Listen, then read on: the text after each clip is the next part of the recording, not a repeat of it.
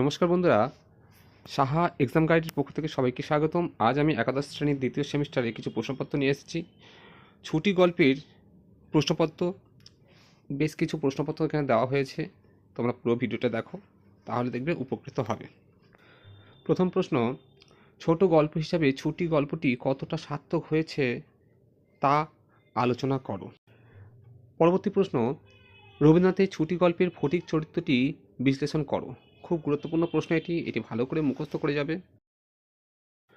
পরবর্তী প্রশ্ন, ছুটি গল্পের মর্মান্তিক পরিণতির পিছনে প্রকৃতির প্রভাব কতখানি তা আলোচনা করো।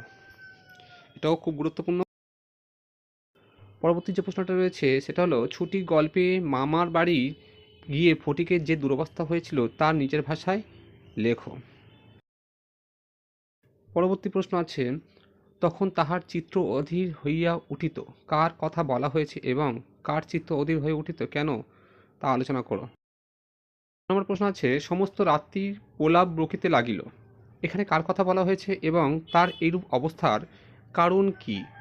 খুব সুন্দর প্রশ্ন এটি। এরপরে যে প্রশ্নটি রয়েছে সেটি হলো, এক বাও মেলে না, দো বাও মেলে না, কে কখন একথা বলেছে, এই উক্তির মধ্য দিয়ে লেখক আসলে কি বোঝাতে চেয়েছেন। সর্বশেষ প্রশ্ন, মা এখন আমার ছুটি হয়েছে, মা এখন আমি বাড়ি যাচ্ছি, কে কখন একথা বলেছে, একথা বলার কারণ কি। এই যে 8টা প্রশ্ন, এই 8টা প্রশ্ন তোমরা খুব ভালো করে করো।